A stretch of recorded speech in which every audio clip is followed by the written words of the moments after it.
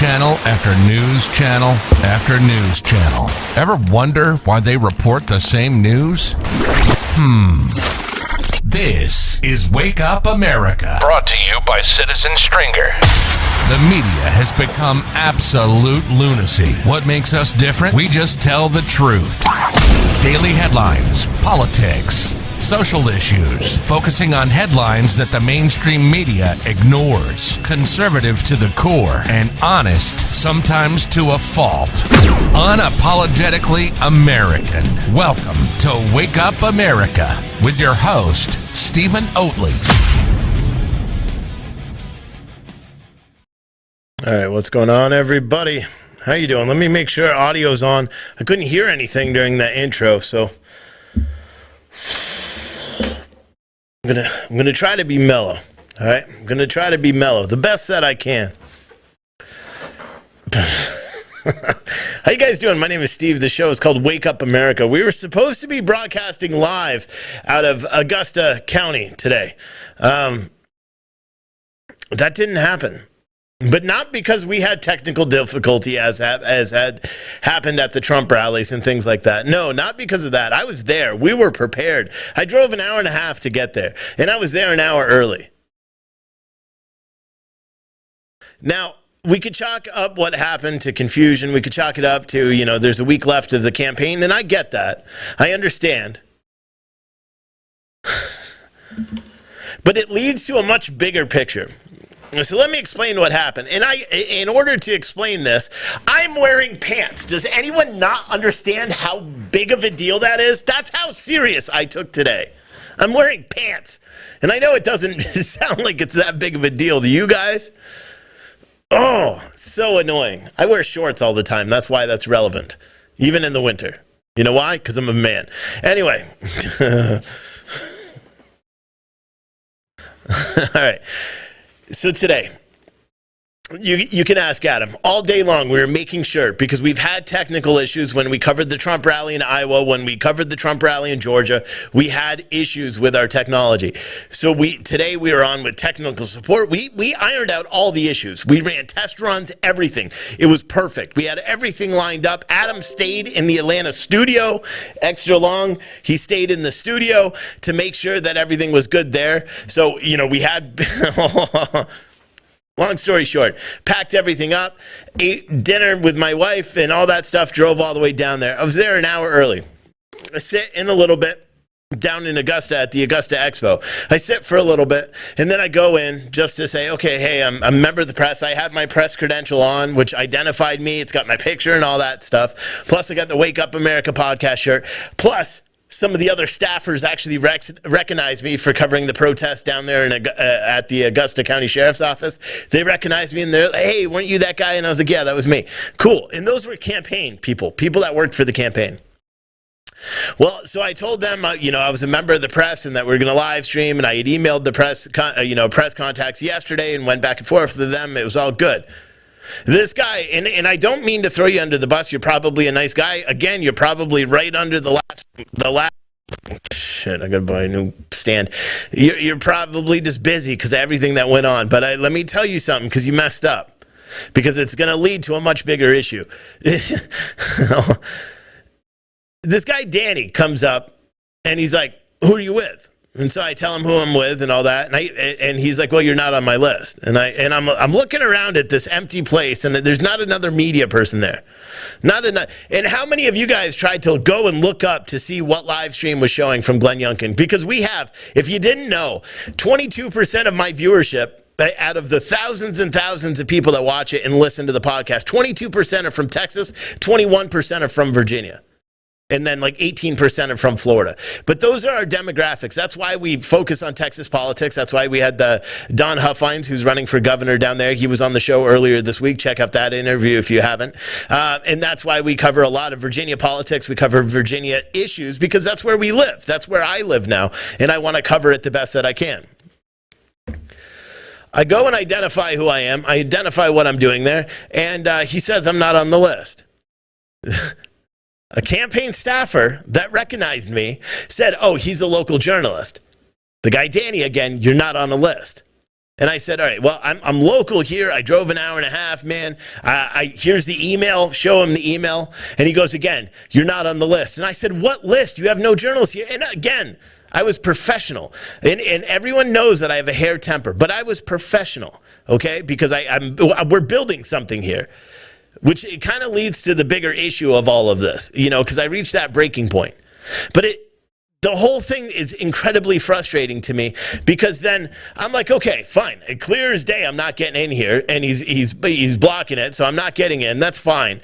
But I wanted just to get his name, because I told him I was going to email the press people, because I plan on doing Loudoun County next week, and I wanted to make sure that if this guy is there, that they at least tell him 100% that I am supposed to be there, because I already coordinated with the press people. He gives me his name as Danny. I said, what's your last name? He said, Danny. And I said, are you kidding me? Like, what? And here's the problem that I have with this. One, you're running a conservative campaign, right, Danny? Whoever you are. And yes, Glenn Youngkin, you still have my vote. I'm a Virginia registered business owner, registered voter in Virginia, resident of Virginia. You will still get my vote. Okay, so don't get me screwed. And everybody else that's watching this, if you're going to vote for anybody, still, even with what I'm saying now, still vote, because the alternative is like voting for Biden when Trump is in office. You know what I mean? It's the same thing. Our country, our state in Virginia will be destroyed if McAuliffe is elected. Nonetheless, and Glenn Youngkin, I think, is a better candidate in general. But here's the thing. If you run a conservative campaign, right, try not encroach on the freedom of the press, okay? Try not to encroach in my responsibility as a media outlet owner, and as a responsibility as a show host, and a responsibility of someone that announced that they were going to be broadcasting this. And 20% or 22% of my viewership is Virginia. So that means that those people, those were your voters that you just said, no, you can't come into. Which is frustrating. But it takes us to a much bigger issue. I'm mad. It takes us to a much bigger issue. This is something, and I'll be honest, I completely lost my cool. Luckily, Adam was there, and then I hung up with him, and I called my wife because it wasn't doing it. Adam was just as mad as I was, because we know what kind of effort we actually go to report the news all day. It's hard as shit. Like, no one understands. It seems like it's super easy to sit here and rant for an hour. It's hard. To do everything we do all day, it's hard. And so I was extremely mad because, one, I drove an hour and a half. I could be sitting down with my wife and kids. And here's the thing. You can't find the damn press conference. You can't find his rally online. You only find sound bites of other rallies. They don't show the whole rally. Why? You're supposed to be trying to engage people to go and vote for you. Wouldn't you? You would think that all campaigns would be live broadcasting every single rally they have.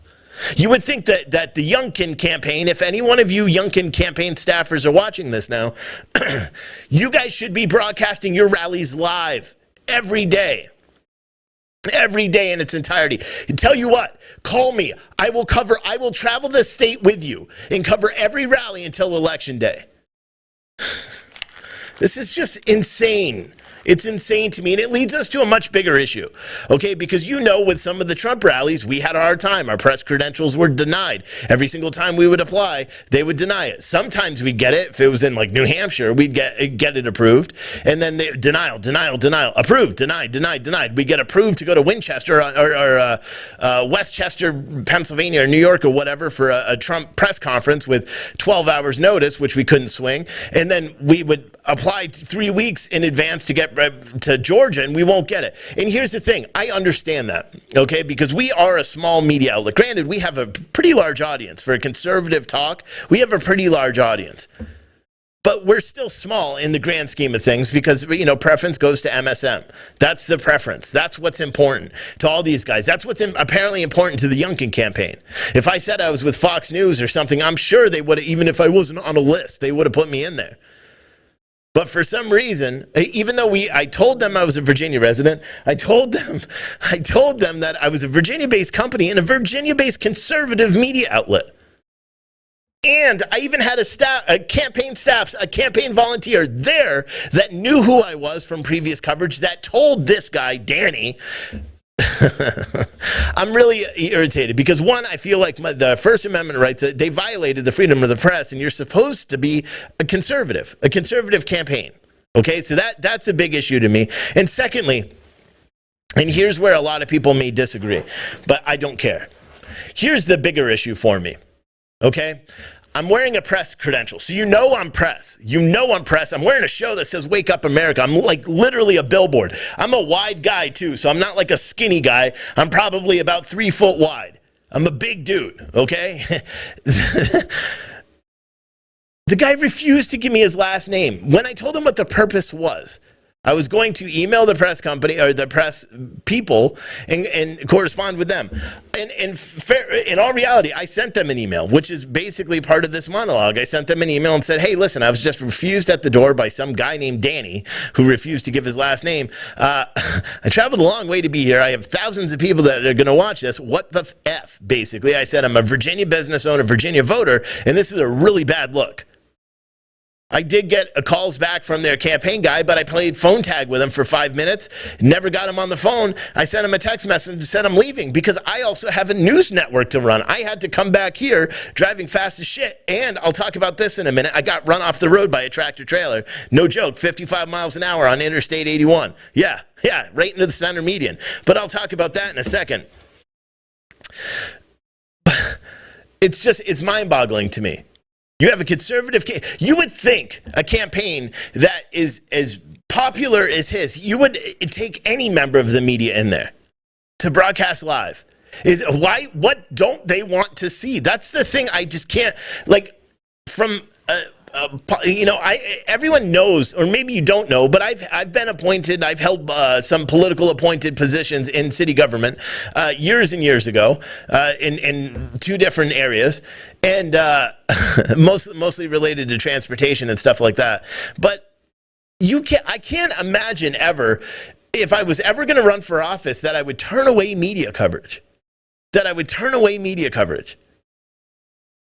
You know what I mean? And that's one of the most perplexing things to me is that they did it. And then Danny boy, I mean, the only thing I can relate to is like this. I was confused. I'm like, holy shit, am I going in to try to interview Lori Lightfoot? Why are they refusing entry to a credentialed journalist? We are a registered media company. Like, how can you just say no, press can't come in to a public event? Okay, I can understand if Donald Trump was there and you got Secret Service and you got to do checks on all the equipment and all that stuff, but you don't. That's not what was happening here. In fact, there were about 20 people there when I was there. There were probably more, but now the whole campaign's over or the whole rally's over and you guys didn't get to see it. And it's frustrating as hell to me. I'm a Virginia voter. I want to know what is really being said at these rallies versus what I hear on my local news every day, where it's pissing match between McAuliffe, pissing match between Youngkin, and they go back and forth, and they're just yelling at each other about this. I couldn't tell you a goddamn policy that Youngkin actually has, and anything he actually stands for. And I'm a resident, and I report on the news for a living. That's what I do. I couldn't tell you what he stands for except for what he said in response to McAuliffe or what he said to counter a McAuliffe point. That's it. And maybe that's the problem with elections in the bigger picture is nobody actually cares about it. Everyone says, you got to go get the people to vote. I've said it on this show. You got to go vote. You got to go vote. You got to go vote. You got to go vote. You got to go vote. Go vote. Even if you don't have belief in the election or in election integrity, still go vote. Cast your vote. It's super important to do it because if you don't do it, you're doing what they want. I say that all the time. And then this happens to me. And again, not even just as a media outlet, as a fucking voter. Excuse my language. I'm trying not to swear anymore on the show. But as a voter, I wanted to go in and listen. I cast my vote next Tuesday. I cast my vote. I want to know what he stands for. I mean, there's no way in hell I'm voting for McAuliffe. but you know what I mean? It's just frustrating to me. It's frustrating as hell to me. It reminds me of Portland. It reminds me of being on the press conferences with the mayor there and getting booted off as soon as they see who I am because they don't want to answer questions from conservatives. That's what happens. Why are conservatives doing that to other conservatives? It shouldn't even be happening. Political parties shouldn't matter. If press wants to attend a public event, you should want them there. You should want them there. And that's the biggest issue to me. Okay? And the fact that the guy, Danny, refused to give his last name because that was like some Antifa shit. I'll be completely honest. That was like, oh, I'm not giving you my last name.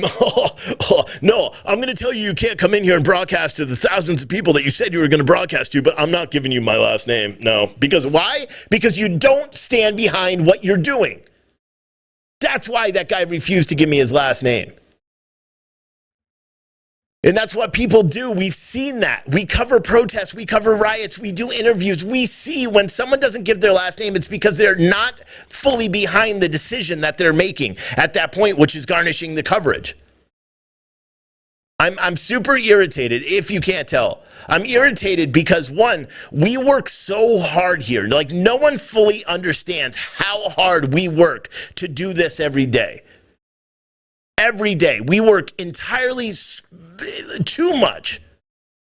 I've gone to the gym 3 times in the past 3 weeks. I'm a competing power lifter, okay? That's what I do for fun. That's it. I posted a video today of me competing in Ireland 2 years ago and breaking state records and hitting all-time records. I'm like giving up all that. I give up seeing my family. I give up seeing my kids. I give up all that to be able to bring you guys the news all the time. So when we go in our website, 750,000 page views a month. 750,000 page views. Podcast, tens of thousands of downloads on these episodes. Thousands of views on the live shows. Over 4,000 paying members on our subscription platform. It's about time that people start recognizing that this hard work I'm not going anywhere. And I will still cover. And you know what now? I will focus on this. I will focus on these people that do not want press there, and I will find out why.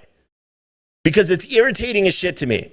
And again, I am not trying to discourage anyone from voting for Glenn Youngkin, because literally, if you live in Virginia and you don't vote for this guy, you are literally throwing away our state. So vote for him. But Glenn Youngkin, if you watch this or any of your campaign staffers, please don't run your administration like this. Please don't. Here's a request. Get a guy to run your Department of Transportation that actually has experience. Get your highways and all that guy. Get people that actually understand the business. Don't be like the Biden administration now, where they bring in a federal motor carrier safety administrator who literally was a consultant working on an Uber, the Uberification of the taxi system in New York City. She has no business doing trucking. She has no business doing that. Don't bring in a press contacts or press secretaries, and please don't make Danny any level of power, because he's already got power to turn away media and refuse to give his last name. That's the thing that I'll be honest. If he gave me his last name and then left, that would have been it. And I would have been fine, and I wouldn't have been as pissed off. But when I asked for his name and he said Danny, and I'm like, okay, what's your last name? He's like, I'm not giving it. And I'm like, are you serious? Because that, to me, I went from being like, okay, like this has happened before. People don't know what we do and all this stuff. Even though we were repped, a guy was there who knows who we are that said, and he works. He was a campaign volunteer. He said who we were. But the thing that bugged me the most is the fact that this guy refused to give his last name. Because to me, that's an underhanded thing. You know what I mean? To me, that's like, oh, I don't stand behind what I'm doing, but I'm doing it anyway. And I find it infuriating, and it pisses me off. And maybe the campaign is going to be like, no, you're not coming to Loudoun County after that video today. Whatever. I don't care anymore. But the thing is, you guys have to understand, anyone who's running in 2022, live stream your rallies. I don't care if you only have one viewer. Live stream every rally. So the voters that can't get out, the people that can't get out because they have single parents that can't get out, but they're still going to cast their vote, but they can't get out and do it. They're not going to be able to come to your rallies. You're not getting any media attention. The only media that's covering Youngkin, you got Fox News covering it, and they're just covering this to argue about McAuliffe and argue, Obama went and danced with McAuliffe. Look at how awkward McAuliffe was. Okay, what was the fucking policy? What are you guys even talking about? That's the thing. Nobody even knows. If you go right now to try to look up Glenn Youngkin's policies, unless you go directly to his page, Google him. It's all it's the opposite of McAuliffe. That's where you find out that's not someone's policies. I don't know. It's frustrating to me. It's frustrating with how much work that goes into this all the time. You know what I mean? I guess that's the bigger issue. And I've decided that I'm going full board. You know, for a while, when we got this store, you know, again, and Glenn Youngkin's campaign, I've got a physical storefront in Woodstock, Virginia, 121 North Main Street. Come visit my store if you want. I have the store here. You walk in, it's got American flags on the place. We are conservative as fuck, okay? That's what we are. We're patriotic as shit here. I make all my shirts here in Virginia. I'm a Virginia business owner. like I'm sitting in my car after my truck. I'm sitting in the truck after in the parking lot because I couldn't drive. I was pissed. And I'll be honest, again, wasn't really pissed that I was refused access because I understand. You know, if I wasn't on, no, I didn't really understand that because you had a press stage built up and not a single member of the press there. Not a single member of the press. Here's my question. Any of you guys in the chat, we have 1,400 people watching on social media right now. Did any of you guys see his speech tonight? Did anybody see his speech? Was it live broadcast anywhere on social media? I already know the answer because we looked. It wasn't. It wasn't. And how can you run a campaign in 2021 where you're not broadcasting your events? You don't need me to do it. Glenn Youngkin, all your whole campaign. You guys, starting tomorrow, should live broadcast every event. Go buy a phone. This simple phone will shoot in 1080p high definition, and you can have one staffer there shaking his hands and watch. And you will have hundreds of people that watch your show watch it because they want to know what you're campaigning for, and they can't make it to your event. How is that so hard to believe? How is that so hard to understand? You got people in rural ass Ohio that are running for office that are live streaming, and they got like a negative view count, but yet they live stream all their events. And then you got a big gubernatorial race here, and you can't even find a live stream of the event.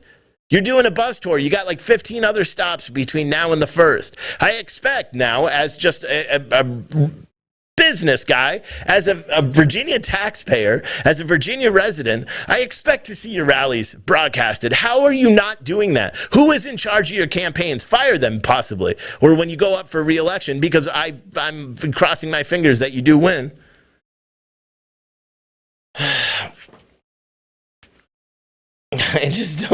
I don't know. It's so annoying to me. It's so annoying. Because we work so hard. I had a dream last night. You know how Fox News, if you watch Fox News, they've made what the hell is it? Their studio. They just made Studio M. You know, if anyone saw that, they dedicated a studio to Murdoch and called it Studio M. It's a sick ass studio. I had a dream that we built that studio. And that was a Citizen Stringer studio. And we had, 24-hour live news, broadcasting and all that. But again, it was just regular people. And I even said to Adam and my wife, I said, maybe the guy just was like, holy shit, here's this huge guy that's coming in. He's wearing a sweatshirt, says Wake Up America, and khakis. He doesn't look like a traditional press. He's wearing a hat that says Yeet on it instead of like professional scum-sucking news broadcaster or something like that. So maybe he was just like, oh, this guy can't be media. Maybe he thought I was there to instigate. I don't know. I'm wearing a shirt that says Wake Up America. I got We the People tattooed on my arm with the American flag for a sleeve. Like, come on, dude. Come on, man.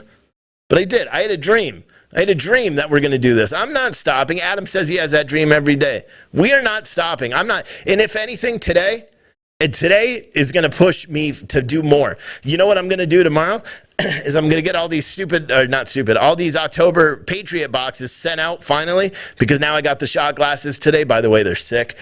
So all those boxes will probably ship tomorrow, or you'll get shipping notification. I may drop them off at the post office on Tuesday. I'm still waiting on the boxes from USPS, which I paid $128 to have them 2-day ship them. They didn't come yesterday when they were supposed to. They didn't come today when they're supposed to. So who knows when the hell I'm getting them, but I'm going to try to get my money back because it was 2-day shipping. But I'm going to send out all those boxes. And then I got 18 boxes at my house of the news shirts for the November boxes. So I got to print those. And then as soon as the challenge coins come, I already have everything else. Those boxes are going to go out. And then we're going to keep going. And we're going to keep selling shirts. We're going to keep doing it all. And then I'm going to go after actual advertisers. Because you know what? You guys do a good job supporting it. I would prefer that you not use YouTube to send contributions, to super chats and all that. Prefer you not do it. Why? Because why are we going to support big tech? Out of all the videos that I've uploaded this week, two are monetized. I barely curse in them. I'm not saying anything controversial. You guys know I don't even talk about COVID, and I don't talk about Election F. I don't talk about any of that stuff on YouTube, and yet only 2 are monetized. I have videos that I deleted that I'm getting notifications for that they're age restricting them. And I'm like, how are you age restricting a video that I deleted a month ago? All the riot footage from last year, deleted it all. I don't want to lose the channel. It's a way to market. What I prefer is that you guys just go visit puretruthclothing.com and buy something. If you want to support this, or better yet, go sign up for a membership. That is the best way, because mark my words, we're not going anywhere. We're not going anywhere. I'm going to build this thing up, and we're going to be the only news station where you can turn on every day and know with 100% certainty. You may not like what we say, but you're going to be able to turn on that news every single day and know that someone is being truthful to you. And that's my pledge. I piss people off on this show every single day. Every single day. People are like, you're not a patriot, you're not conservative, you're too right-wing, you're a white supremacist. Every single day, people take offense to what I say. And you know what? You can always come back and know that I'm going to be saying the same thing with the same attitude, and I'm going to be honest. And that's how I always will be. And that's the premise of Citizen Stringer. I'm not a college-trained journalist. I didn't go to school for journalism. I went to school for business in microbiology, ironically. Go figure that one out. But I'm not I'm a citizen that saw a gap in real news and decided that I'm going to take that and I'm going to pay attention to what's actually supposed to be covered. And we're going to do that. And in the next couple of weeks, you're going to see we're going to expand on. It's not just going to be the politics of news and crime and all the bad stories. We're going to start talking about new movies that are coming out, doing movie reviews when they do come out. But, you know, COVID still kind of damper that. We're going to do entertainment. We're going to do all this stuff. We're going to even do sports. In the next weeks, we're bringing on more writers to do it, because I want to be able to create a news network where you turn on every day and you're seeing normal people on the television, not people wearing suits. We're a no-tie network. We may do the Blazers and shit like that, but we don't wear ties. I don't wear ties, and I own this bitch, so excuse my language. I got to work on that too, because there's no way in hell it's going to be able to go where I need it to go if I keep cursing. But we're going to be honest. And my idea of honest is regular people, not journalists that sit there and just be like, you know, so yesterday at the mall, blah, blah, blah. And then the camera goes off and they're like, man, I hate this shit. I don't want to report that. No, we're not going to do that. We're going to have real people talking about real stuff. And that's what I'm going to do. And I'm not giving up. And if anything, you know what this did? It reaffirmed the fact that we have a major flaw and today, what this did is we have a major flaw in our current group of politicians that are coming in. Where if you have people like that working for your staff that turn away journalists without even knowing who they are, I didn't even need to wear a press pass. I shouldn't have said anything. I should have just walked right in there with the cameras and said, I'm live broadcasting this. Why am I live broadcasting it? Because you guys are campaigning for my vote. I want other people that are in this state to see this. I want other people that are in this state that can't come out to see this. How do we live in 2021 where kids are doing stupid TikTok dances all the time and people are playing grab ass on Snapchat, that a political campaign is not using social media to its benefit and live streaming everything? Is it because you may get trolls on there that are like, oh, Glenn Youngkin, I'm going to vote for Terry McAuliffe because I'm stupid? No, they're not going to do that. And even if they do, who cares? I've got trolls on my show every single day. Every single day. And I hate them. I hate them. But you know what? They are still here. The same people come back every day, even though they hate what I say and they disagree. They come back and they listen. They listen every day. So that's the end of the rant with this Glenn Youngkin. And again, just so everyone knows, as of right now, I'm still voting for him. And if you live in Virginia and you care about this state and you care about our country, because this vote, this Glenn Youngkin, Terry McAuliffe vote, is going to decide what happens in 2022. This and the New Jersey vote. Youngkin and the challenger, the Republican challenger, are pretty much in a dead heat. Or the Republican challenger for New Jersey are pretty much in a dead heat right now.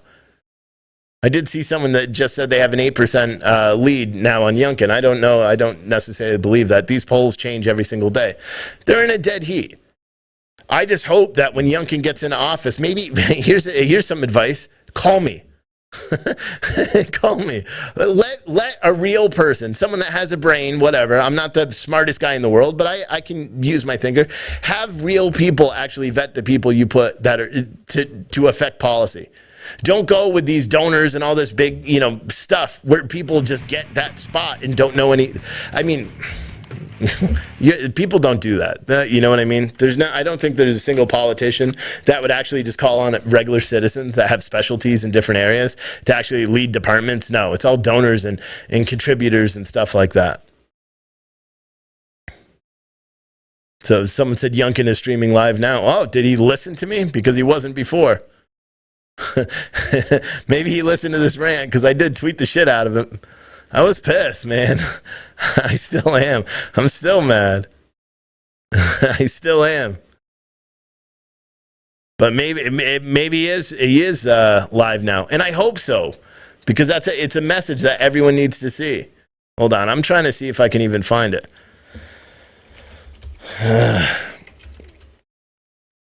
Pisses me off though, man.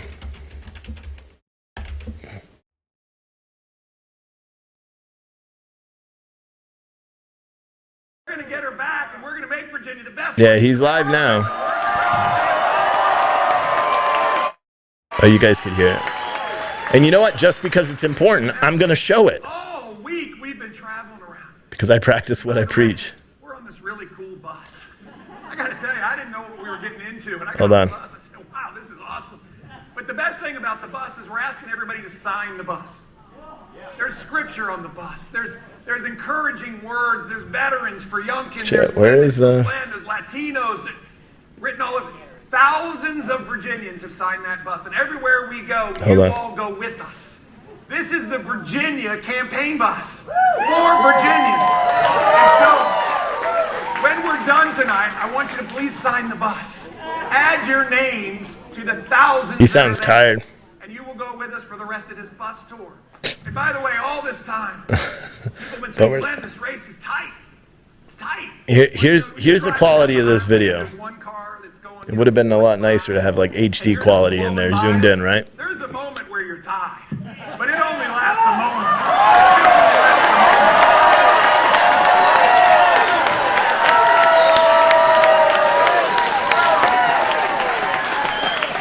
And friends, I just saw new Fox poll just came out.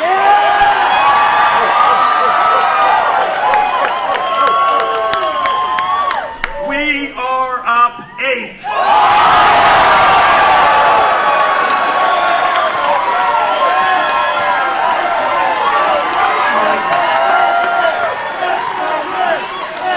Friends, this is happening. It's happening because we're doing it. Polls don't win elections, votes do. Votes do. And so we got to go to work, because when we all go out and vote, then we are going to make Virginia what we know Virginia must be. We know we're going to make her the best state in America, and this is what we get to do. Now, I get asked all the time, Glenn, what are you going to do on that first day? That first day on January 15th, when you're inaugurated new governor of Virginia. And let me tell you, go on a walk with me, because here's where we're going. Jason Miyares as our new Attorney General. And Winston Sears as our next Lieutenant Governor. We get to stand under Mr. Jefferson's portico in Richmond. And and I'll put my hand on a holy Bible. And I will swear to God Almighty that we will protect and defend the Constitution of the United States of America and the Constitution of the Commonwealth of Virginia.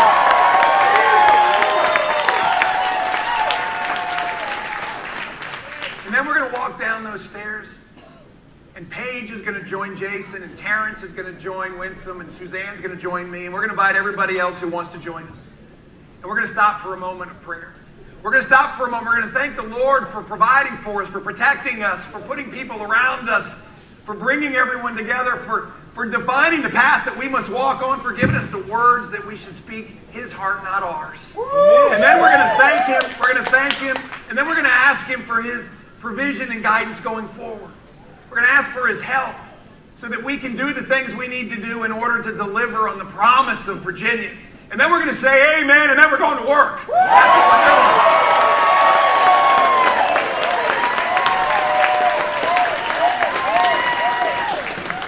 And on that first day, we got to have a busy first day, folks. On that first day, we are going to cut the cost of living in Virginia. It's too expensive to live. We're going to reduce taxes for everybody. We've seen this over the course of the last year, 2 years now. The left liberal progressives in Richmond, they've overtaxed us by $2.6 billion. And they're going to do it again this year.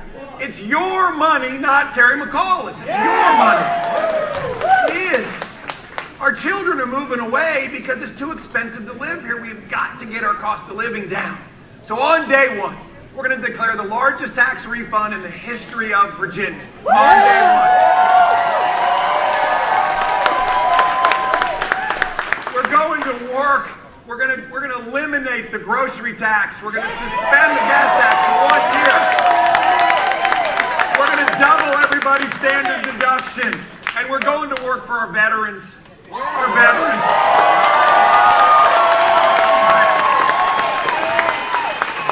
Friends, 1 out of 11 Virginians is a veteran. 1 out of 11 Virginians has stood in the way to protect our freedom. Freedom is not free. 1 out of 11 Virginians is here in our community, making our communities that much better. And we're one of a handful of states that taxes their retirement. That's not the way you say thank you. So we're going to work over 3 years to get up to $40,000 of our veterans' retirement benefits that we will not tax in Virginia.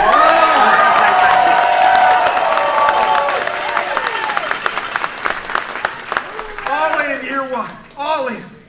A family of 4 will save $1,400, almost $1,500 in year one. My opponent, Terry McAuliffe, he has hundreds of pages of policy. It's going to cost Virginians $16 billion. Every one of us in a family is going to get a $5,400 tax bill. He thinks it's his money. I know it's yours. We're getting our cost of living down. We're going to cut our taxes. And we are going to make Virginia more affordable. On day one, we are going to reestablish expectations of excellence in our schools.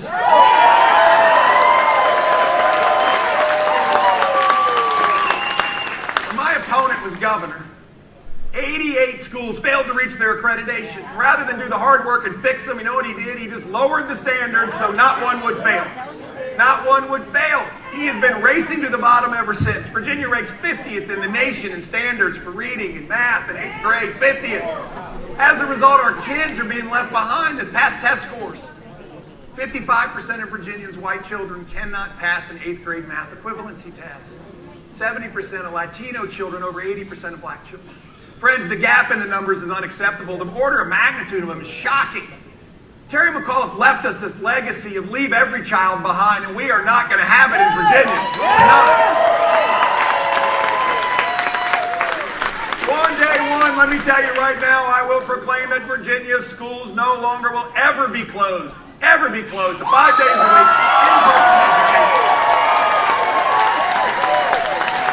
We're going to raise expectations in our schools and then fund in the largest education budget in the history of Virginia.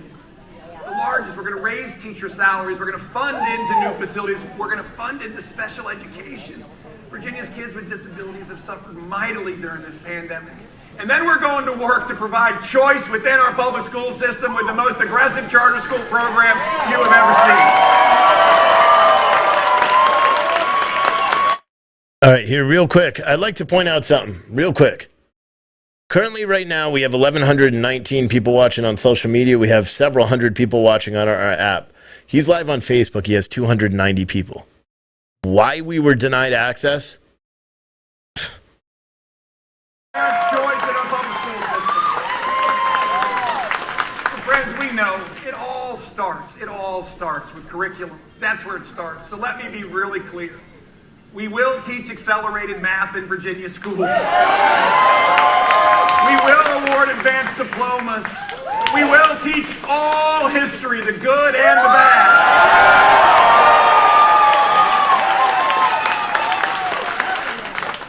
The United States of America is the greatest country on the planet. We must teach it. We must teach it, but we also have incredibly abhorrent dark chapters. We should teach those too. So everybody understands where we can't ever go again, but let me tell you, we will not teach our children to view everything through a lens of race and then pit them against one another. We know it's not right. We're all made in our Maker's image. And to pit kids against one another steals their dreams. I mean, it flies right in the face of Dr. Martin Luther King Jr.'s most famous words, where he called us to be better than we are, to judge one another based on the content of our character and not the color of our skin.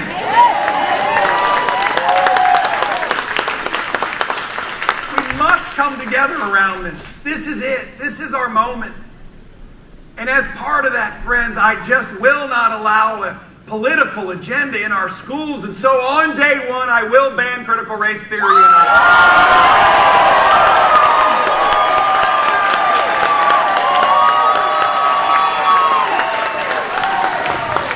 On day one, we're standing up for law enforcement. We're going to have their back as they got.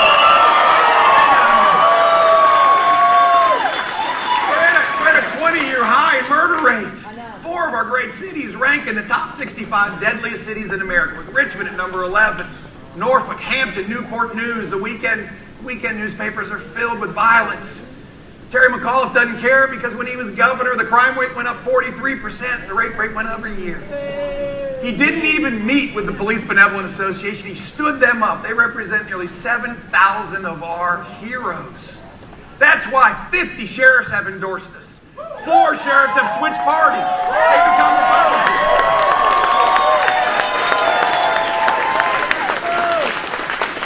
So on day one, we're going to work, and let me be clear, we are going to comprehensively fund law enforcement, higher salaries, equipment, training. We're going to protect qualified immunity.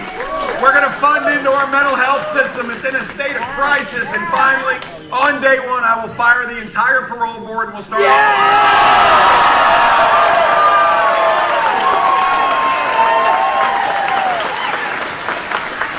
Friends, on day one, we got to get this economy moving. We're going to reinvigorate growth in Virginia. We've been stalled out for 8 years. Stalled out. Under Terry McAuliffe, the states around us, Maryland, North Carolina, Tennessee, South Carolina, Georgia, they grew 120% faster economically than Virginia. 120% faster. Over the last 8 years, North Carolina created 8 times the jobs that Virginia has. Tennessee, 6 times. We just saw this recently where Ford Motor Company announced 4 new big battery plants, 11,000 jobs. 2 in Kentucky, 1 in Tennessee, 1 in Georgia, none in Virginia. Friends, in my old world, if the head of a company saw its competitors growing 120% faster and creating 8 times the jobs, you fired management. We cannot hire this guy back.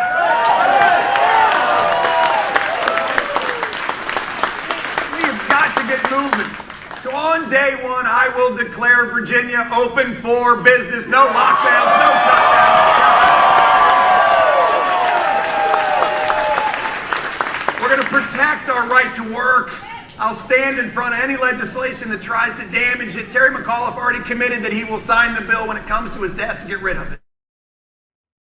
Guys, stop with the Danny shit in the chat, or we'll get rid of you. All right? We don't dox here. You don't. I'm a journalist. I could have found out his name if I wanted to. We don't need you guys doing it. Don't tweet out his name and all that shit. Leave the guy alone. He fucked up. Leave him alone. To work, we will not lose it. But we have to get growing.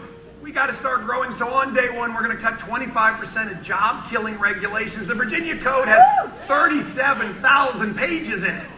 How can any business comply with that? Not to mention one like Mr. Barbecue back there. How can he possibly comply with that? We're gonna give small businesses a 12-month tax holiday so you can keep your profits, invest in growth, hire more people. Now you're talking. By the way, we love dogs. Friends, we have got to get our workforce trained. We have to provide all kids in schools. We have to provide them avenues to, yes, go to college, but also to go straight to a career. We have to prepare Virginians to take jobs in a growing economy. Friends, we have to teach Virginians how to innovate again. We're ranked 49th in the nation as best place to start a business. 49th. The only place worse is Connecticut. We've been to Connecticut. We do not want to be Connecticut. So we need to have incubators and accelerators and get capital formed and cut the paperwork to start a business and help Virginia businesses grow. We have a plan to work together, and hear my words. Governors do not create jobs, businesses do. Businesses do. My job is to partner with you to make it happen. So our plan creates 400,000 new jobs, 10,000 startup new companies. We are going to get Virginia growing, and we're going to get people back to work. That's what we're doing. And finally, friends, on day one, it's going to be a busy day. But there's a day 2 and a day 3 and a day 4. But on day 1, we are going to make Virginia's government work for us and stop telling us what to do all the time. It starts with our constitutional rights. They've been violated, and we all know it. We know it. Our First Amendment right, our Second Amendment right, our 10th Amendment. My fellow Virginians, when this governor opened ABC stores and kept my church closed, I knew he doesn't understand the First Amendment.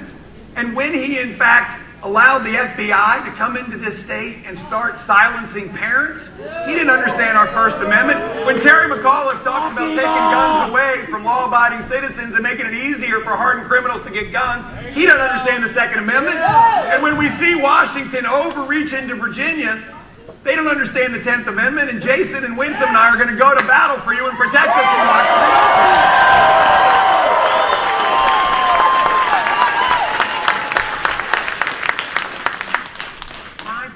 Virginians, this is it.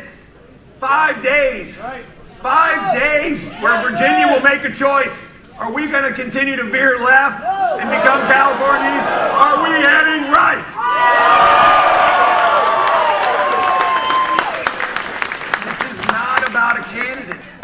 This is about you. This is about you. I'm not kidding. It is Terry McAuliffe versus Virginians. That's what's on the ballot. And I'm going to tell you, Virginians are going to win that every single day of the week. We need you now. Now's the time. I got 5 things I have to ask you for. 5. First of all, you must go vote. You got to go vote. How many people voted early? Awesome. Now this applies to you too, but everybody, I need you to get 10 friends to go vote. 10. Now, by the way, they can't be 10 people that are here, and they have to be willing to vote for Republicans, okay? That's what they got to do. Get them out to vote. Second thing I need to ask is get a red sign and put it in your yard. Come on, Augusta County. I want to see signs all over. That is awesome. By the way, these red signs are everywhere in the Commonwealth of Virginia. It's amazing to see driving around. Go to Old Town Alexandria. I did not think Republicans lived in Old Town Alexandria. And there are red signs everywhere.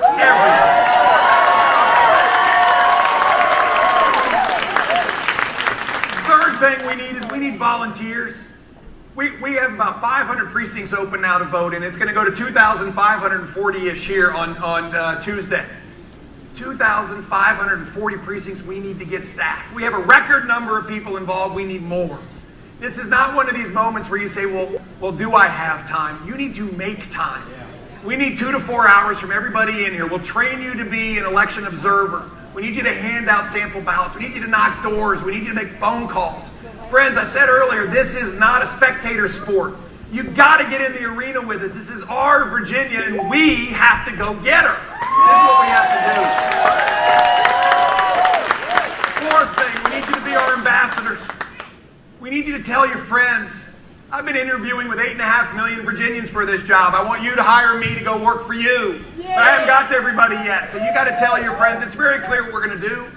We're going to go work for you. We're going to get our taxes down. We're going to have the best schools, the best jobs, the safest communities. We're going to have a government that works for you and doesn't tell you what to do. Spread the word. Get people out. And finally, again, I don't want to suggest where anybody is in their prayer life, but if you have a prayer list, put us on it. Now's the time. Now's the time.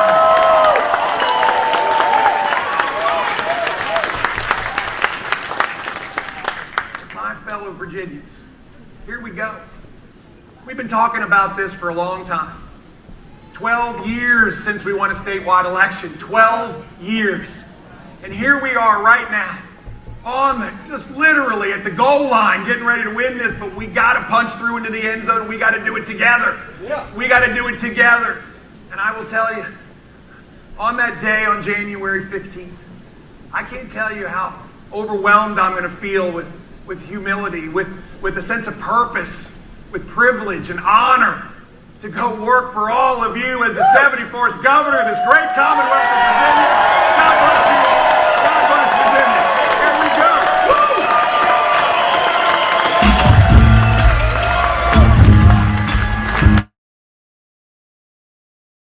Woo! All right. Jesus. That was really loud in my ear, even after. All right, let me get rid of this overlay. Well, at least we saw a little bit of his rally. I would have liked to have been able to, because there were other speakers. It wasn't just Glenn Youngkin. Glenn Youngkin was doing the same thing Donald Trump does on Rumble, where he only shows his speech but not anybody else's. I think there were 7 different speakers there. It would have been nice if... I'm still pissed off, dude. I'm still a little bent. But everyone was posting this guy Danny's name. Do you guys not know what I do for a living? I'm a journalist. I could have found out his name before I pulled out of that driveway. Okay, we have private investigators that work with us. We have April, who's pretty much, amazing at everything she does. I could have known it. I didn't need people to start tagging him on Twitter and all that, and I'd appreciate it if you just delete it. Because just like someone said, if you try to shame people for that's not the goal of this video. The goal of this video was to explain why we're not there, and the scenario behind why we're not there. And yeah, it's fucked. Because we should be there. In fact, we were there. I was there before all of those other people were there. I was there when there were 5 cars in the parking lot. It's so annoying, man. Eric C., someone said this show was the best during the riots. All right, well, if you don't like the show now, just go somewhere else, man. We don't like negativity. All right, we don't like negativity. Open this show. Let's talk about some other stuff. Here's an article by Town Hall. This one, God, man, it's going to piss you off, okay? It's going to make you mad. New reporting on Thursday revealed President Joe Biden's latest border policy idea: direct payments to illegal immigrant families who were separated at the southern border during the Trump administration. According to the Wall Street Journal, the Biden administration is, quote, in talks to offer immigrant families that were separated during the Trump administration around, you guys ready? Put your seatbelts on. $450,000 a person for compensation, to the tune of total payments totaling around $1 billion or more. The Wall Street Journal writes, the U.S. Department of Justice, Homeland Security, Health and Human Services are considering payments that could amount to close to $1 million a family, though the final numbers could shift. The people familiar with the matter said most of the families that crossed the border illegally from Mexico to seek asylum in the U.S. included one parent and one child, the people said. Many families would likely get smaller payouts depending on their circumstances. The lump sum payouts, according to some attorneys who spoke to the Wall Street Journal, could mean illegal immigrants get more compensation from the Biden administration than some families of 9/11 victims received. The potential for illegal immigrant families to receive hundreds of thousands of dollars from the federal government while Americans continue to struggle under the Biden administration's inflationary economic policy is not a great look ahead of the 2022 midterms.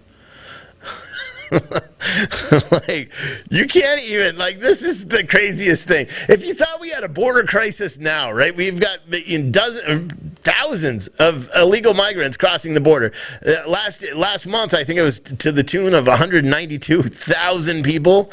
We're at 107 or 1.7 million illegal immigrants across the United States. Last year, in the fiscal year 2021, it's not even over. In the fiscal year 2021, which is the most ever. The next closest was 1.6 million in 1986 when I was 2 years old. What do you think is going to happen? I mean, seriously, because you know everything's going to get lost in translation, right? So this has been reported by the Wall Street Journal, and pretty much everyone within the next 24 hours, including us, will have an article on it probably tomorrow if we don't already. But every news outlet in the United States is going to pick up this story. Republican or Democrat leaning, it doesn't matter. Everyone's going to do it. It's going to get out to the migrants that are sitting, and they took a day off today of their march, remember, down in Mexico. I think it's roughly around 3,000 people. Majority of them are not from Mexico. They're from all over the country. They're the ones who pushed through all the Mexican security guards who were trying to say, no, you can't come in. And then they're like, yeah, we're coming in anyway. It's the same group of people that threatened war at the U.S. border if they weren't allowed asylum. Yeah, nice group of people. What do you think's going to happen when they tell these people that the Biden administration is thinking of giving prior asylum seekers that are here in the United States $500,000 each per person? Instead of walking to the United States border, they are going to run. If you think we have a crisis now, if he does this, people are going to run, because even though this is geared towards the people during the Trump administration, you think the people that are coming, that are coming out of poverty areas where they get $10,000 a year in pay, do you think that those guys are going to be like, oh, $450,000 asylum seekers, but it doesn't matter that those are for all people already here. They're going to be like, oh shit, we got to get there. Maybe in 2 or 3 years we can get, $500,000 asylum payment. It's crazy. Poon Boy said you should have stayed longer until someone let you in. Yeah, but see, you don't understand the concept of doing a show. So because I made a commitment to all of the viewers, you included, Poon Boy, which should change your name. But I made a commitment to all you guys to do a show. So I waited about 5 minutes and I started making phone calls and all that stuff, played phone tag with the guy from the campaign that texted me after I sent an email saying, what the F?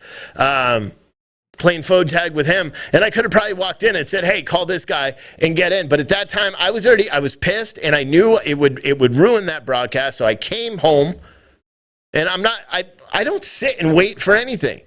I sat there for about 10 minutes because I was too ticked off to drive. And then I said, I have a decision to make. One, I can keep trying to play phone tag to get in here.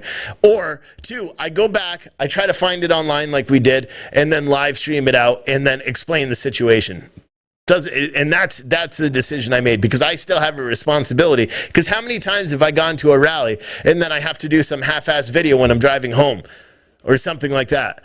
No, this one I knew I could get home, and I knew I could do it in a certain amount of time. So I came back, and I'm in the office, the studio. I'm not home because I don't do the show from home anymore. I do it from our store, 121 North Main Street. You're welcome to come up by and say bye. But again, we're a two-way business, so don't get any bad ideas, because you'll be in for a rude awakening.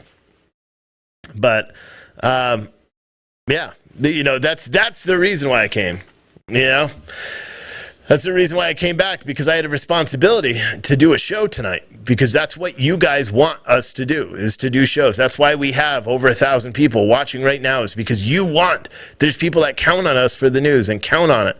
There's people that are on citizenstringer.tv every day. I get up in the morning, they're there. I go to bed at night, they're there. Because I lurk in the chat like 24/7. So I'm almost always in the chat. And now with the new app, it actually works. You can have live chat on your phone.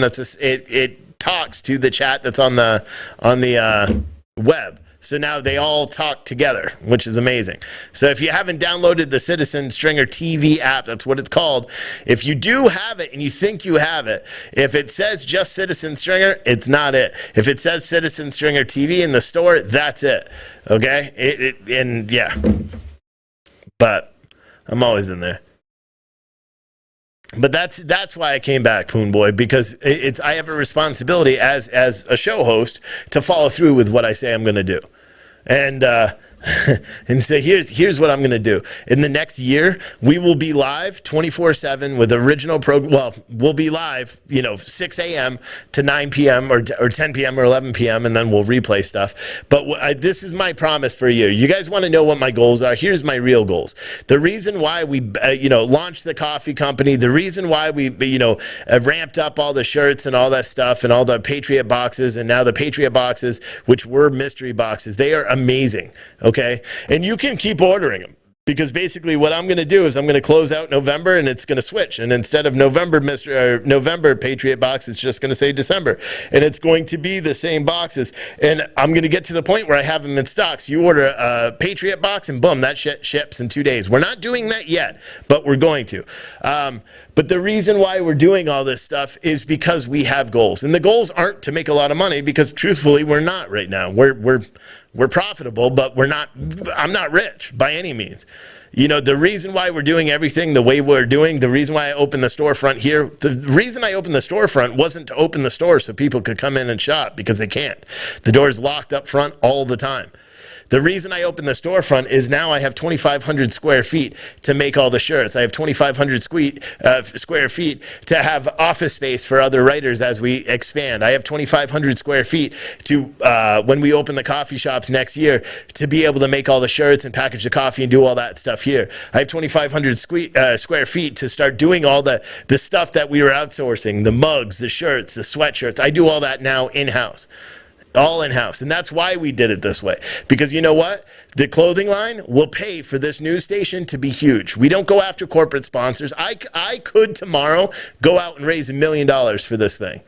I mean, I'm a business guy. I've been a CEO of big companies, VPs, executive, I've all been C-level experience. Pretty much my entire logistics career was C-level or better. I could go out and raise money. I have those connections. I'm not going to, because I want to do it I want to do it the right way. We did it with the coffee side just to ramp that side up, and to be honest, we don't need to. We didn't need to. The reason why we did it is because I want other people to be involved. What I want to do is I want to create an editorial board with people that have, degrees in writing and all that stuff, and I want to have like a panel that keeps us honest in our reporting, because I know sometimes when the show is the show. If I rant on the show, I do it. But with our website, you guys in the next month are going to see a huge improvement on that website. And I want all of our articles, I want all of that stuff to be put together, better. We're going to have, everything, on there. And I know I'm just jibber jabbering, but we are going to be doing something amazing with this. In a year, we will be on all these smart, well, we're already on all smart devices, but we'll be on all these TV channels, all these TV apps, whatever, the YouTube TV, all that. We'll submit it. We'll submit it to Tubi. We'll submit it to all these other ones, Pluto. And we'll be out there. We'll launch a radio station. And then eventually we'll just continue building until either one, someone tries to come in and buy us and we get to laugh them out the door. Or secondly, we are just the biggest news station out there that is providing truth. I don't want to be CNN or Fox News or MSNBC.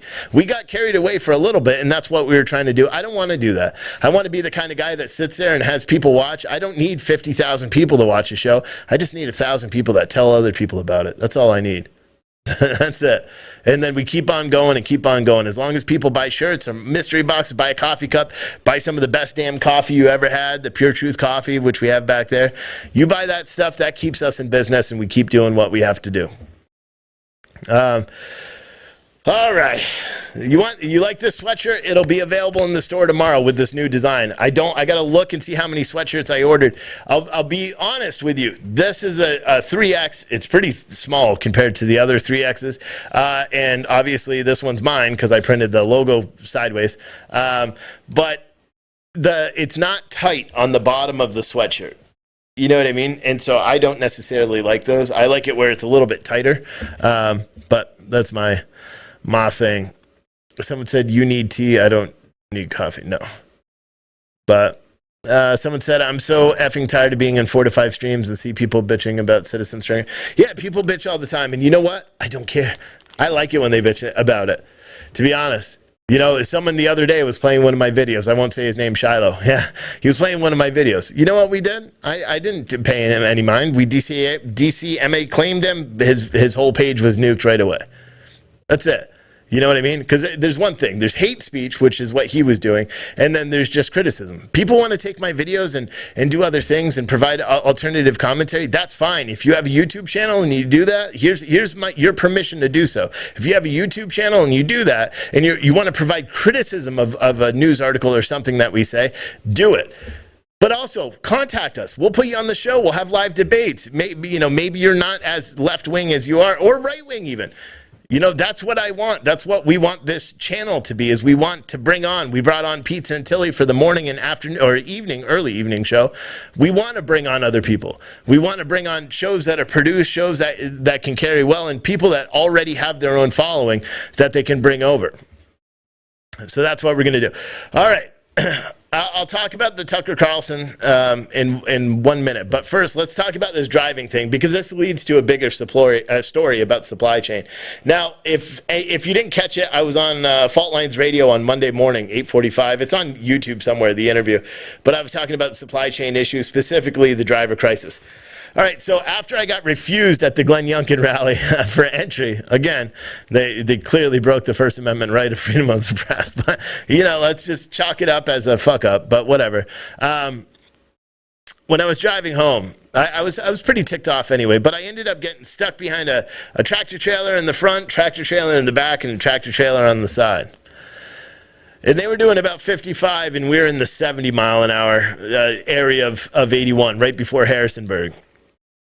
So I'm driving around. I start noticing, ever since I was there's a huge pileup that had 4 fatalities a couple of years ago in Indiana or Illinois. It was 5 or 6 years ago. I don't know. It was before I was even a fireman. So it was probably 7 years ago, 8 years ago.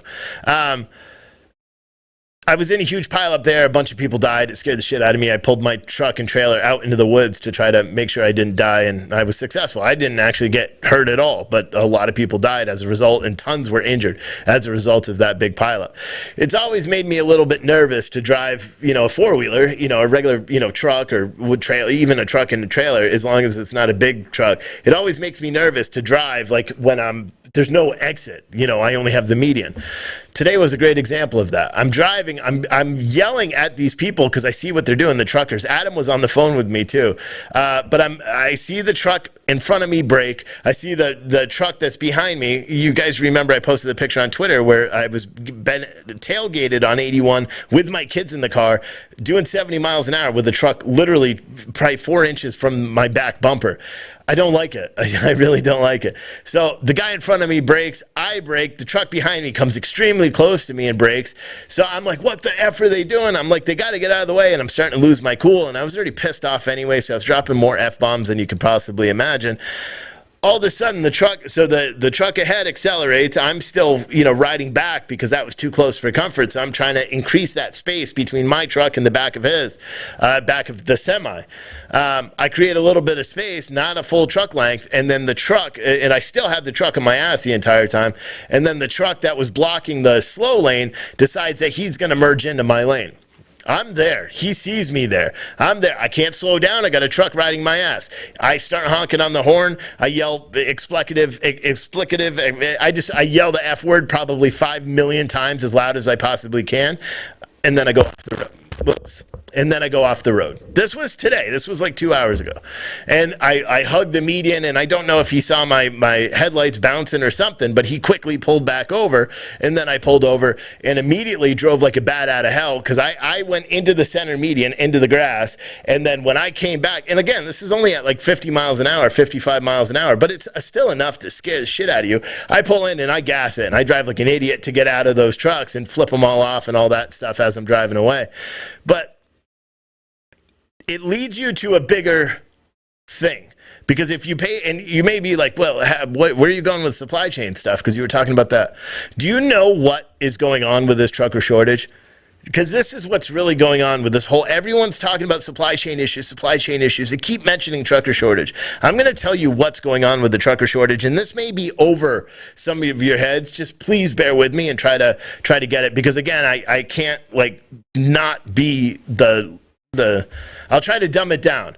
So the way supply chain works is, and I'm only going to start from the port, ships come in, they offload those containers. The containers are then brought to CFS's, container freight stations, or, distribution warehouses, or actually not distribution warehouses, that comes later. They're brought, so they offload those containers. Some big distribution centers like Walmart, Target, those big retail big box guys, they'll offload their containers.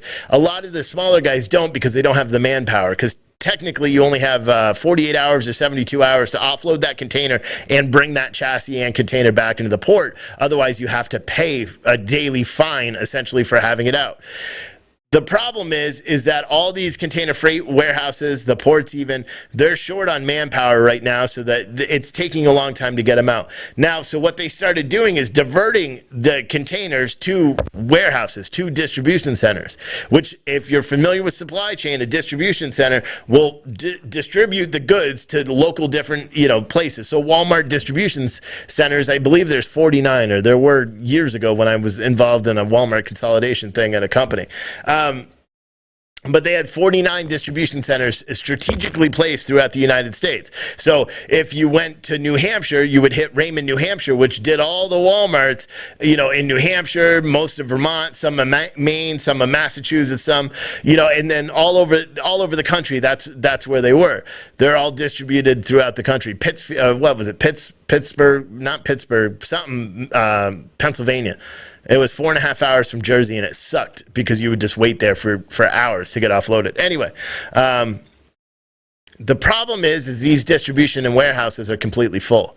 Prologis, one of the nation's largest warehousing companies, with over 900 million square foot, completely rented. They have no warehouse space. And a lot of the warehouses across the United States are in the same boat. They don't have any warehouse space to offload the stuff because there's so much stuff coming in. So what are all these big box guys? What are all these mega trucking companies? Because then guess what happens? Traditionally, what happens is, if you have a shit ton of goods that need to be shipped, and you have only a set amount of trucks, let's just say, say you have 10 loads for every one truck, the price that they're going to pay for the load to actually get transferred, or the price that the carrier is going to require to get paid to move that load, is going to go up as well, because now, instead of having 10 trucks to every one load, there's 10 loads to every one truck, so they get to set their price on that truck. Now, that is what's going on. So it's causing shippers to go back and renegotiate the carrier rates, and the carriers, the big mega fleets, and it's been going on since COVID all set in. Contract rates have been, they flipped. Most contract carriers have already re-upped their rates 3 times because they realized they were getting far under the spot market rate. I know that's probably out there, so you don't understand it, and that's fine. Long story short, all these mega carriers want more trucks on the road, hence the big push to have all this talk about driver shortages. Because if they add more trucks on the road, they get rid of the smaller guys, because they add more trucks, the rates go back down. The only ones that can actually survive when the rates are super low are these big mega carriers, because their cost to operate is cheaper. They have cheaper labor because they are training the drivers and putting them in all these lease agreements that suck, and they're making the drivers that they train pay back their training and all this weird stuff, and they pay them less, and they have to do team training driving, which allows them to actually drive a shit ton more than a solo driver. So, and they buy trucks in bulk, they buy trailers in bulk, they buy everything they need for the trucks, they buy insurance, or they self-insure, and it's all in bulk, so it's a much cheaper price than what an individual guy with one truck, and say a 33-year-old guy that wants to go out and start his own trucking company, not only does he have to buy the truck, he's going to pay an insurance premium, because he's not 37. That's where that cutoff is. As long as he has a good driver's license, when he turns 37, he'll get a price reduction on his insurance, or at least he used to 2 years ago. I don't know if it's the same way now. But what they want to do is add more trucks, add more drivers. It brings that rate down. It takes all these guys that are fluctuating the stock, the spot market, which are all the independent guys that aren't under contract rates. It drives those rates back down. Therefore, they are competitive with those rates, and they don't have to keep going back and trying to renegotiate contracts and losing contracts to cheaper carriers and all that stuff. It locks them in. So, with that said, The ATA, which is the largest trucking association in the United States, super powerful trucking association. It only works with the big guys, but pretty much. But, the bigger trucking companies, they don't really have the best interest in the the small trucking operators. Usually 50 trucks or more are most of their members. You'd be hard pressed to find trucking companies that have 1 or 2 trucks being members of the ATA because, well, they don't lobby on behalf of those people. The ATA has a research arm called the American Transportation Research Institute or something like that. It's ATRI is what it's called, ATRI. That's their research arm of the ATA. Now, the ATA's president, Chris Spears, has been all over. If you watch MSNBC or any of these, or not MSNBC, the CNBC, all these financial market stuff where they're talking about supply chain, the president of the ATA, the American Truck Association, has been on those shows talking driver shortage, driver shortage, driver shortage. Now, the driver shortage, if you can look up driver shortage myth, everyone, I encourage you to Google it, because you'll find all sorts of articles about people that work in the actual industry saying it's a myth, truck drivers, small trucking fleets saying it's a myth, and saying all the reasons that I just laid out as a reason for saying it's a myth. And then you have ATRI, or you have the ATA that's saying nope. And then ATRI, the research arm of the ATA, puts out their 10 most critical issues in trucking. And they do it 2 ways. One, they survey all their members, all of their members, all these big trucking companies, to find out what the issues are. And then they survey individual drivers or drivers in general to find out the top 10 issues. And they're never the same. Some of the issues are the same, but the number 1 or 2 or 3 issues are never the same because, again, you got big mega fleets saying driver shortages. They need cheaper drivers to drive their trucks. That's the main thing. Number 2 is driver retention, because those guys that are working for a year for this cheap ass carrier that's paying them cheap, then they realize they can go get money or more money working for a smaller carrier that cares more about their drivers. So they leave. That's driver retention. That's what we have a major problem of now, is because the drivers don't want to do the job. It's not a glorious job. Yeah, you get to see the country, but you're mandated to follow different hours and do all this stuff. Well, ATRI just put out their list last weekend, actually, about the top 10 critical issues. Guess what number 1 was? Again, driver shortage. It's the number 1 issue 5 years running, according to them. According to the trade association that works with big carriers, said trucking, the driver shortage is the number 1 issue in trucking right now. It's the number 1 critical issue. And here's what's funny, is they say the biggest solution to fix the driver shortage issue is for the legislator to pass this Drive Safe Act. Now, the Drive Safe Act, anyone can look it up. It's an act that's currently in bills, and it's, I believe it's in the infrastructure bill. And one of the things about the Drive Safe Act, which is really funny because they call it a Drive Safe Act, but it's going to cause accidents and insurance rates to skyrocket, is they want to, because now you know that if you're 18, you come out of high school, you want a job, you can drive commercially, intra, that means in-state, intrastate, commercially with a CDL. You could drive a tractor trailer. You'll be hard pressed to get a job because the insurance will be through the roof for whoever hires you. But you could drive. Like when I owned my trucking company in Jersey, I had a driver that was 20 years old. He couldn't leave the state, but he was a damn good driver. And yeah, it cost us more in insurance, but the kid needed a job. And so I was like, you know what? Fuck it. I'll hire you and I'll pay the premiums. And he worked hard as shit. And then when he was 21, he got his CDL, or he upgraded his CDL from a Class B to a Class A, and then we put him in a tractor, and he started driving that. And he worked with me for years. But you can only drive interstate. So the Drive Safe Act will allow commercial truck drivers, semi-truck drivers that are 18 to 20, because you can already drive interstate when you're 21. So they want to make it so now the Drive Safe Act wants to take the second highest risk age group, 18 to 22. They want to put them in commercial vehicles. And so the number 1 issue that was put out by the ATA, this was this weekend, the number 1 issue, driver shortage, the only way to fix it, the most important way to fix it, is to pass the Drive Safe Act. Now, You may be saying, why would you want to pass a Drive Safe Act? One, it puts drivers, low-income drivers, people that don't cost you a lot, because then they can start advertising at high schools. 18, you don't need to go to college. Jump in this truck. We will train you. And when they train you, you get like 20 cents per mile while you train, and they're still getting the full rate that they're paying. Trainer gets like 10 extra cents per mile.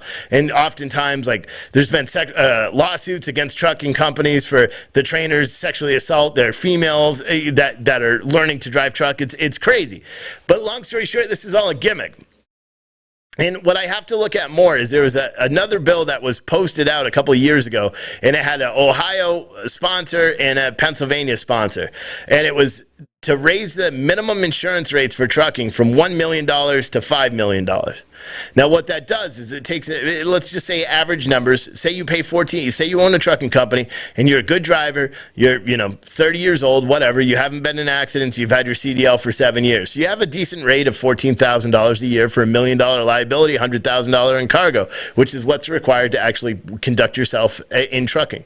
Now, they'll say the minimum is $750,000, but you'll never work for $750,000. You need $1 million because that's what your customers require. Freight brokers, shippers, they all require $1 million or sometimes more.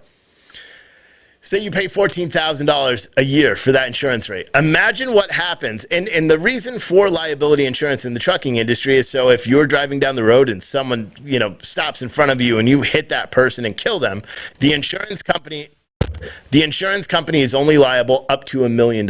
Anything more, they would have to come after the trucking company that you work for or whatever. And there's been some big nuclear verdicts and stuff in the past couple of years that have gone after the trucking industry for that. But the insurance companies are covered up to $1 million, and they'll pay out up to $1 million depending on what the accident is. Now, this is what's interesting. This bill that was proposed by Democrats out of Ohio and Pennsylvania, this proposed to raise the insurance rate to $5 million, which would take that $14,000 insurance rate, bring it up to about $30,000 a year, which essentially bankrupts the truckers that are just barely surviving anyway. Puts them right out of business. They're not going to be able to sustain that. The bigger trucking companies, say the 5 to 50 trucks, they're going to be able to eat that difference, but they're going to have to make up that difference by either increasing their rates, putting them so they're not competitive with other trucking companies, lowering their cost to operate, which means driver pay, buying shittier trucks, or not doing PMs and all that stuff, and they're going to have to make up that money somewhere else. And then the mega fleets, the bigger guys, doesn't affect them. Why doesn't it affect them? Because they are already spreading that insurance out over 5,000 trucks, or they're self-insured, as many of the other big trucking companies are, because they have so much money. So they're just like, oh, we don't need to have insurance, because we'll just self-insure it. We'll put up, $10 million for self-insurance and sign that self-insurance as certification. So if something does happen, we're covered up to the certain level because we will pay for it out of pocket. We have that reserve. They're not affected by this at all. Now, and I'm not sure where this law is, but this also goes into with the Drive Safe Act. Because this law, I forgot who the politicians' names are, but one of them, because I actually wrote, when I was just doing the Freight Broker Live thing, I wrote a tremendous amount of articles and talked about this when the bill was first introduced. Because one of the two Democratic lawmakers was married to someone, a lawyer, and it just so happened she worked for one of the biggest she was the lead partner in one of the nation's largest truck accident attorneys. So like personal injury attorneys. So she made her living going after trucking companies that were involved in accidents. And she's the wife of a congressman who submitted a bill to raise the insurance rate. For some reason, there was no pay for play or anything. So, it directly helped him, right? And then I look up the other guy and I look into all his political contributions, I think for 2018, 2019, when this was going on. And guess what? His biggest donors were all law firms. Guess what kind of law firms? Trucking, insurance, personal injury law firms.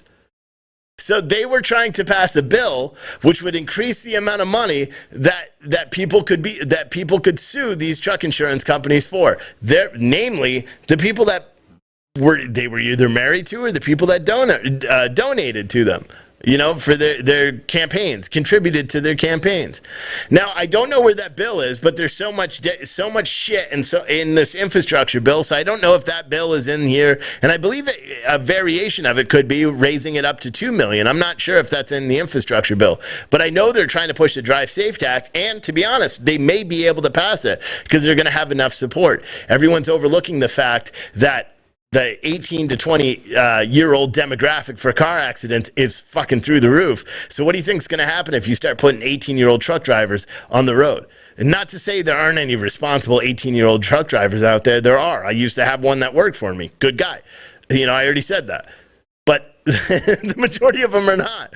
I mean, shit. I got run off the road today by truck drivers, and I doubt they were 18 because you can't drive. Well, maybe they were intrastate drivers. They all had sleepers, so they weren't. I got run off the road by a truck driver who most likely had a CDL for more than a couple of days or a couple of years, likely, because, the medium age to enter trucking, you know what it is? Do you know what the medium age to enter trucking is? 46 years old. And you know how long a truck driver usually stays? An over-the-road truck driver stays over the road? 2 years. It's not a glorious job. And what happens if you start getting 18-year-old kids? They'll call up all these big trucking, 5-letter names. I'm not going to say any of the trucking companies because I don't want to get sued. But they'll call up these big trucking companies who will say, oh, you don't have your CDL? All right, well, come over to us. Guess what we'll do? We'll pay you $2,500. You'll drive for 4 months with a team member, a trainer. We'll get you your CDL. We'll do it all. We'll pay you for it, and you just got to work for us for 2 years. Indentured servitude. We'll pay you 36 cents a mile while you pay back that money. And better off, if you want to lease a truck from us, too, we'll sell you this piece of shit, and then you'll pay for it, and you'll never be able to leave because all the money you invest in this truck, well, you lose it if you try to quit. That's what trucking is. So you want to understand why we have a trucker shortage? No, we have a retention issue because truckers are leaving. Truckers are like, fuck this, I'm out. I like saying that or singing it. But they don't want to be in this trucking industry anymore. They don't want to. Why would they want to be in the trucking industry? Because now, it's even worse now. The trucking industry is fractured as shit now. Because now when you go into distribution centers like the Tyson, you can't even get out of your truck now. You have to be vaccinated to not even get out of your truck. I'm not even joking. You have to be vaccinated to go deliver into some Tyson food locations, and it's a no-touch delivery. You don't even get out of your truck. You're not even allowed to. There's other distribution centers where you'll go and you'll sit for 15 hours waiting to get offloaded. That time, truck drivers don't get paid for that time. You know who does? They're trucking companies. Truck drivers don't get paid for that time, sitting waiting to load and offload. What about that car accident that may be on the road on 81 South on my way back home? The southbound lane was all blocked off. It looked like a tractor trailer and a car got into a little fender bender. So it was all blocked off. All those trucks were sitting there. Guess what happens? Their time is still clicking. But if they're paid by the mile, they don't make any money. So they're sitting in traffic. They're not getting paid. All the food that you got to eat, the truck stop food. Have you guys ever ate at truck stops? I recommend just doing it once. Just if you've never done it, just the next time you see a Pilot or Flying J, and I'm not talking about the Subways or any of that stuff in there, although that'll still probably kill you. I'm talking about like the burgers they have at like Flying J's. Like go get one of those suckers and tell me how you feel in 20 minutes after you eat it. I tell you what, it tastes good going in. But after like 20 minutes, you're like, why did I do this? But seriously, you think that shit's good for you? The majority of truckers smoke. There's no physical activity. They're not getting out. They're not going to the gyms every day. They're not eating healthy. Half of them aren't showering. And think about it. Think about all these young kids that are getting into trucks that they don't know how to live a life. They're not adults, even though they're 18, fresh out of high school, jumping in a truck with a creepy old 60-year-old man that's, driving. He's been driving a truck since it was a cool thing to do back in the 60s and 70s. Think about it. Yeah, will it be a good way for them to make money? Sure. Well, it could be a good way for them to burn out quick as shit. Yep. And they won't do it anymore. And that's what's going to end up happening. Plus, when they crash and they kill someone because they don't know how to drive or they don't know the appropriate stopping distance of a semi-truck and their trainer's in the back sleeper sleeping because he's a lazy shitbird and he should be up, but he's not because he's lazy and he's just happy he's getting 10 cents more a mile to bring his total salary to 67 cents per mile. And he even gets that 10 cents per mile when you're driving because he's supposed to be awake sitting next to you. Yeah. It's a horrible thing, and it's going to raise insurance crazy. It's going to raise the insurance rates crazy because all these kids are going to get in accidents. And Louisiana last year, you know how many people were arrested for entrapping trucks to get in big accidents? A shit ton. I think 17 people were indicted, including judges and lawyers and prosecutors that were all part of this big chain. And they were elaborate too. What they would do is they'd get 4 cars in front of you. The first one would break, second one would break, third one would break, and boom, you'd hit that fourth one. It was all planned. And then they'd sue. They'd say they have head injuries. They'd go to a doctor's office. A doctor was on the take and would say that they slipped vertebrae. They go in and try to get all these judges. Judges were on the take. They arrested a shit ton of people last year. That happens in every state. That happens all over the place. That was just a big one that was caught.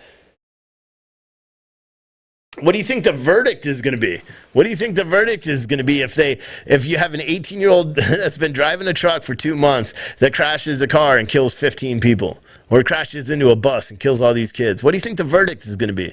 I think the biggest verdict was right around $500 million.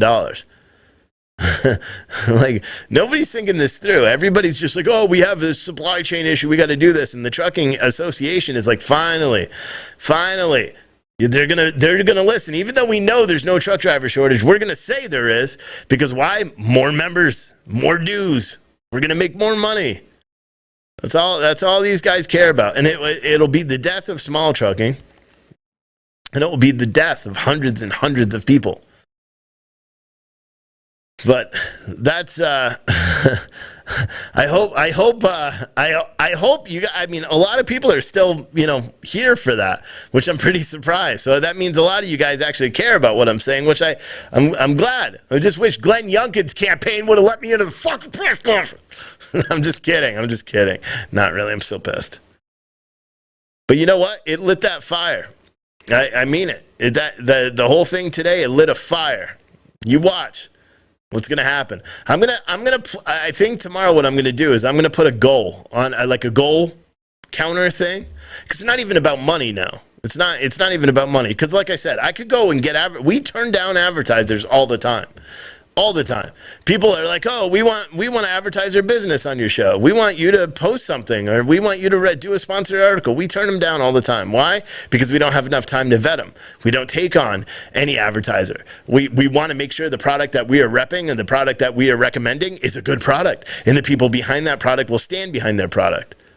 That's why we have our own products. That's why we have our store and our coffee line and all that, because we wanted to control that.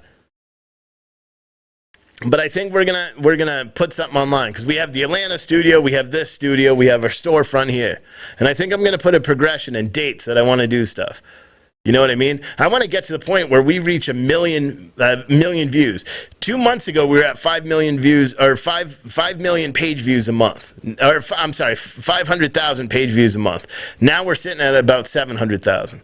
I want to get that to 1 million, and then I want to figure out why AdWords isn't reflecting that. Why we're not getting paid for that. We get maybe $400 in AdSense for the videos. Is it just because of pop-ups? Maybe I need to put a big thing up there that says, please turn off your ad blocker, support independent journalism, so we don't have to beg. But I don't know. But I'm going to set it up. We're going to switch it. The way we do things on the news side is going to be it's going to be different and for the better. I want to bring on more shows. I want to bring on radio hosts, because now if you're afraid to do video, guess what? We're launching a radio station. So you don't need to do video. You just got to be able to talk and talk about the news and talk about stuff. You don't have to be on camera anymore. You just got to have a radio voice. We're doing a lot of stuff, man. And we have to.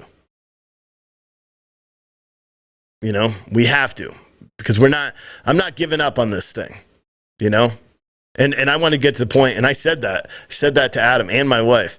I said, I'm going to get to the point when if I don't show up, they call me and say, why weren't you here? And we'll get to that point. You mark my words. We'll get to that fucking point. Excuse my language. But yeah, that's, Tucker Carlson. That was the last story. Oh, no, this is going to be a long-ass show. Damn, it's already been an hour and a half. This is what you guys wanted. Right? Why don't you all visit f-antifa.live right now? Show your support. I got 2 more stories I'm going to talk about. Don't do the YouTube super chats or any of that shit unless you really have to. Go to f-antifa.live. That stands for fuck Antifa because I hate them. But visit f-antifa.live. Don't worry, you won't lose your place in this video because there's a video player there. But there you can type in a little message. I won't see it even though it should pop up, but I don't think it's set up to do so. Or I can't hear it, so it probably has been doing it. I just can't see it. But go over there, support it. You like these long shows, you like the live shows. This is one of the reasons why we stopped doing the live shows at night. One, we're trying to use these social medias to get all this to not shadow ban us. And secondly, is because we had to. All right, anyway. But yeah, just go visit that. Go buy a shirt. A shit ton of you guys already went to the store today and bought coffee and stuff. Don't buy the Trumpkin. We don't have that anymore. Everyone who did get it today, there was 4 orders of it in the past hour. You're all fine because we had 5 left. So nobody else ordered the Trumpkin. I haven't marked it unavailable. All the other coffee, we got a shit ton of it here. So order it and I'll ship it all tomorrow. Anyone who places an order for coffee today, it'll ship tomorrow. You'll probably be drinking my coffee by Monday morning. All right, you know what I'm saying? So you best go buy that. That is puretruthcoffee.com. And if you want this shirt, you can't get it yet. But you can go and buy some other shirts. We got the F. Joe Bidens. Tomorrow we're going to have limited edition Let's Go Brandon shirts. Limited edition. We're only going to have 4 dozen of them. So that's going to go up probably around 12 o'clock. I just got the transfers today. So that'll go up around 12 o'clock. We're only going to have 4 dozen. That's 48 of them. And I'm going to have different shirt sizes and all that stuff that you guys could pick from. But that'll be up. All right. Let's talk about some stuff before we lose everyone because they think this is an advertisement. All right, so Tucker Carlson's video that he's releasing on November 1st looks like it's going to be amazing. Now, I saw a lot of criticism of this video. And you know what? Here, let me play the trailer. Just in case you guys didn't see this. I tried to type so bad. Carlson. My wife is going to be like, what the hell, Steve? You said you were doing like a half-an-hour show. I'm on a roll. Let's do this. All right. So here is... Hold on. Let me put this shit over. Hold on. Let me refresh this. Get this full screen up on this son bitch. Get this over here. Talk like this. Know what I'm saying? Oh, wait. I can't see it. There. All right. Ready? Oh, it's all zoomed in. Why? There we go. All right. Ready? Make sure you guys can hear it.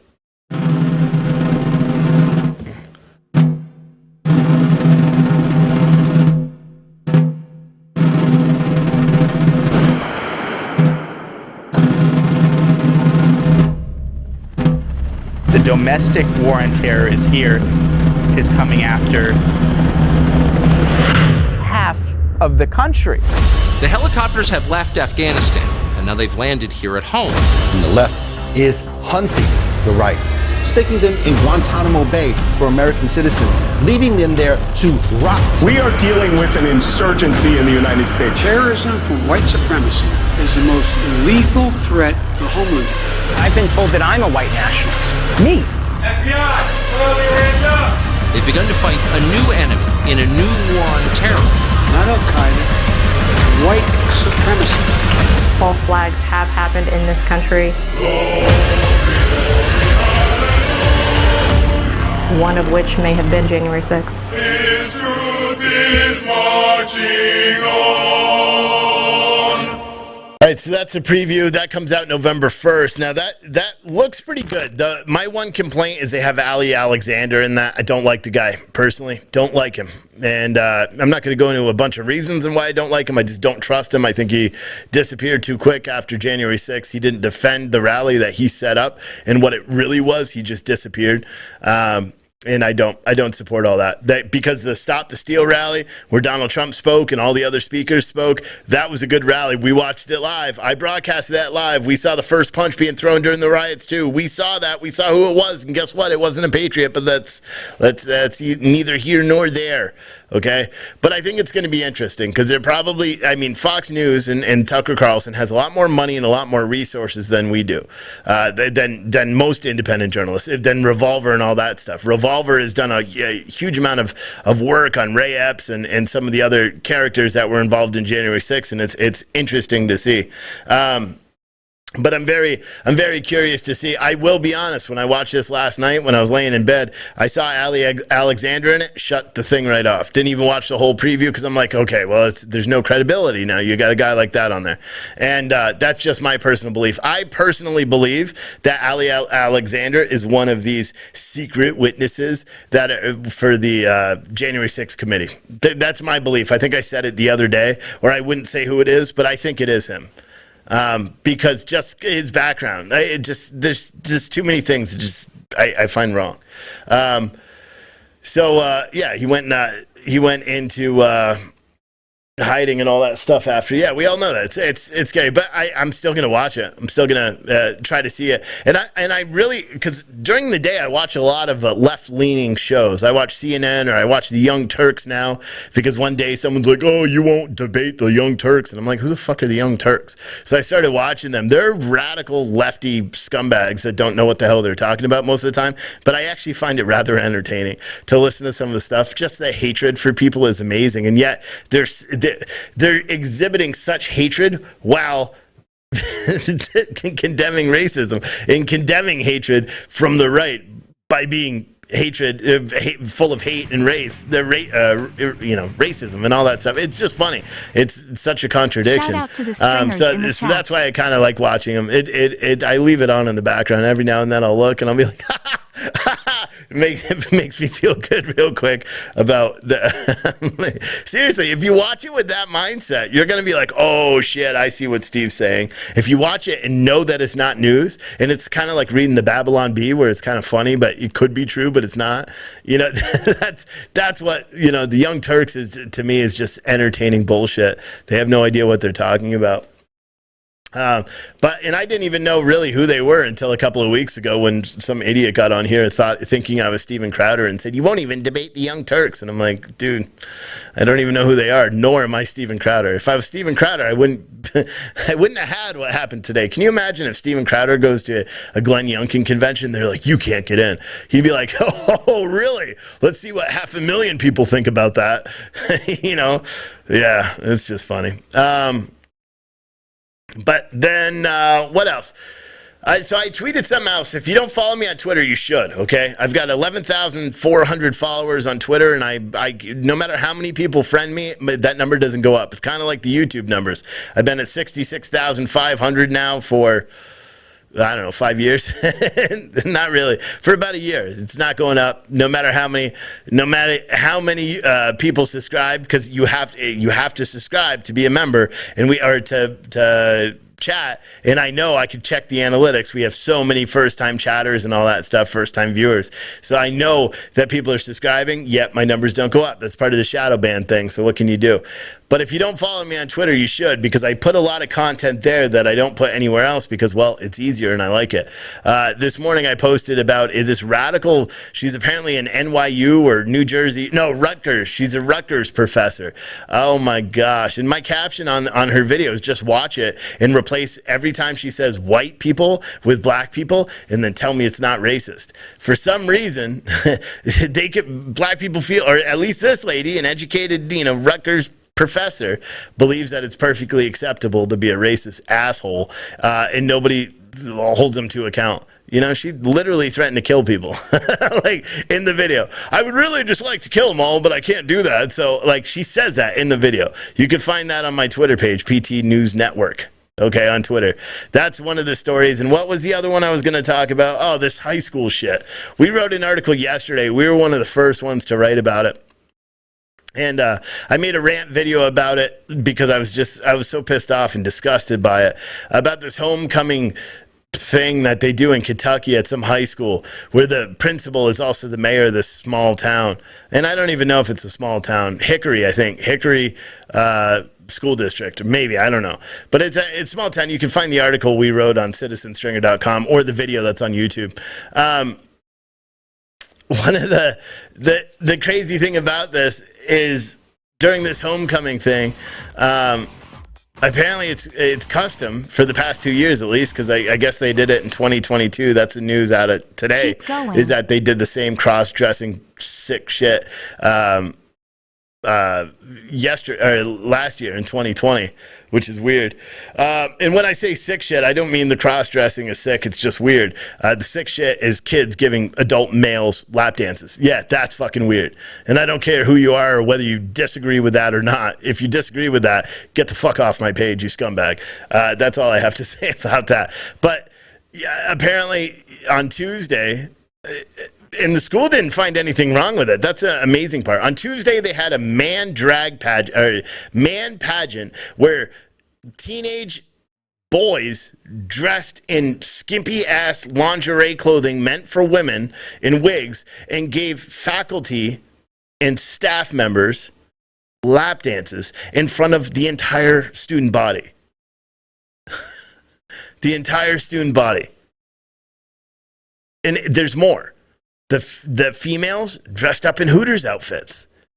And then teachers or faculty, so they may not have been just teachers. So, well, we know they weren't because the principal got a lap dance from a dude. But faculty and students took turns hitting each other on the ass with paddles in front of everybody else in the whole school. This has become like normal in high school. I seriously, I asked my wife and I showed her the pictures and I showed her everything and I said, what do you think? You're a teacher. You're a liberal. What do you think? Is there any context that this could possibly be acceptable? And she said, absolutely not. Every single adult in that room needs to go to jail. That's my wife's response. And you guys may not know, she is a liberal. She is a liberal and she's a teacher. And I said, what would you have done if the principal, say you worked in that school and the principal was getting a lap dance from a student? She said, I would call the police and probably hit the principal. And I'm like, okay, there's my girl. Every now and then you show yourself. Every couple of years. It's like the one I met in the bar that flipped the table to get me not to beat the shit out of some guy that was trying to light some other chick's hair on fire. Yeah, she did that. She's a good girl.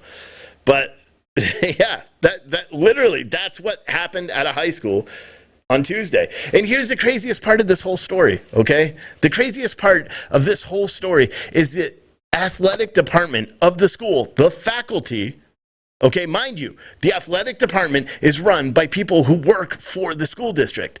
They took these photos and then posted these photos of children, it doesn't matter if they're teenagers or not, they are children, of children dressed all scantily giving lap dances to teachers. And then they posted it on social media, almost like, look what happened here. Nothing to see. This is just a normal day at Hickory High School or whatever fucking high school it was in Kentucky. Lexington, Kentucky, I think it was. Yeah, like this shit, our country is crazy. Our country is crazy. The fact that this isn't even the first year. Apparently now video, I just saw it right before I started this show, briefly on Twitter. Apparently there's video of them doing this man pageant where teenage boys dressed like girls and paraded themselves through the school in front of the entire student body plus teachers. Maybe this is the first year that the teachers willingly got lap dances. I doubt it. I doubt it. You see where the principal is sitting up there. He's got a microphone. He's like, as he's getting a lap dance. That dude, there's something that should happen to him, and it doesn't involve going to jail, if you know what I'm saying. Don't say it in chat. You'll get me banned. But you guys all know what I'm saying by that. And my personal belief is that every single adult that's in that room, every single adult should be charged with child endangerment. Every single adult. I don't care if they were just sitting in the corner not knowing. If there was a janitor mopping and looking up and being like, that's weird, but didn't say anything, you go to jail too. Every single one should immediately lose their license. Every single one. And you should send in grief counselors to deal with those kids and try to get whatever fucked up shit that was taught to them by those teachers there. They should all be gone.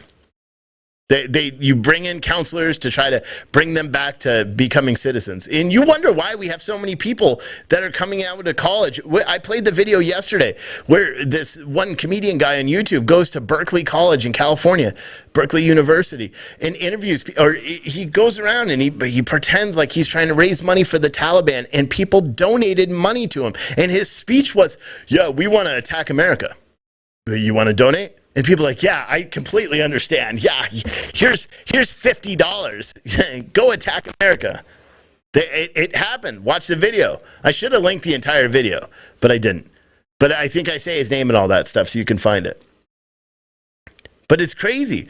It's crazy what's going on in this country. It really is. When you really pay attention to what's going on in this country and you look at it from a big picture, it's crazy. But I don't know. What else can you do? The only thing we can do is Ami, whatever his name is. Yeah, he's good. I've watched some of his other videos. You can't find me on Twitter. I'm probably shadow banned there too. It's PT News Network. Here, I'll post it in Twitter. Or I'll post it on Facebook once I get to my profile. You know what I'm saying. I'll post it in the chat. That's my that's my Twitter page. Everyone go give me a follow. Right now, I'm actually at 11.8 thousand. Let's see if I can't get up. And I'm followed by some verified accounts, not many, couple. Every now and then I catch one, but I don't really care.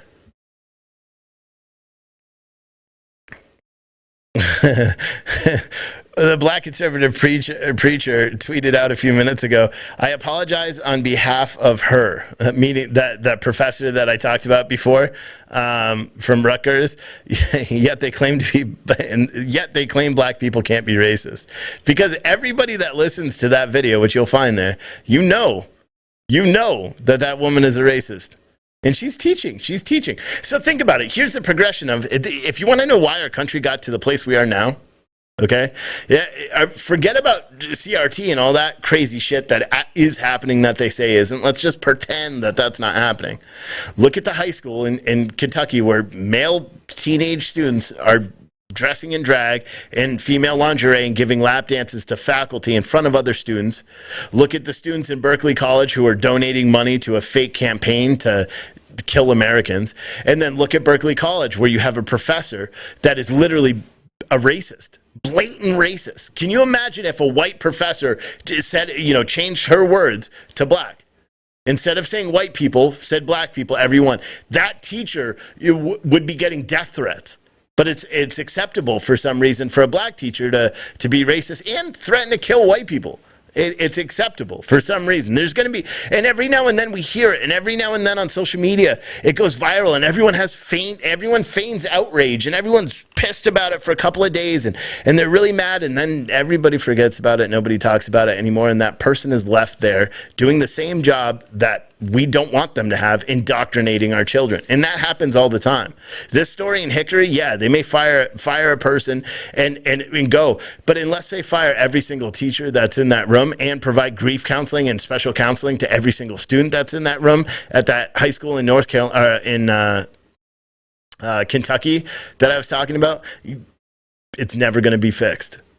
The system will never be fixed there.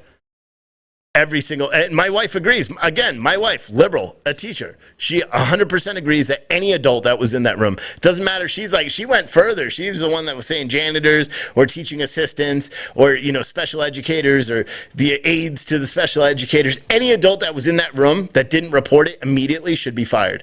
Because she reminded me that every single teacher is a mandatory reporter everywhere. You are supposed to report child abuse and child neglect and child endangerment. And that's exactly what transpired in that high school on Tuesday. And apparently it's what happened last year, and there was no fallout from it. So they decided to up their game this year and allow the kids to give the adults lap dances. You guys want to do something. Everyone wants to look up Danny and do all that. Why do you, instead of doing something I don't want you to do, every single person that's watching this live stream right now, send a letter, not a threatening letter or anything like that. Send a letter to the superintendent of that school district. Send a letter and say, hey, listen, what are you doing? I'm a concerned U.S. citizen. I'm an American. I have children. I want to know what you are doing to stop what everyone in this nation witnessed.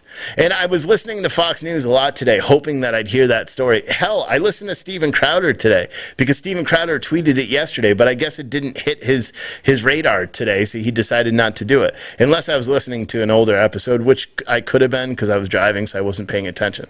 But even Steven Crowder tweeted it out saying, what the fuck? And he didn't even talk about it today. So yeah, people have talked about it, but it hasn't hit the mainstream wire yet. And we'll have to see. We'll have to see what actually happens, to everything.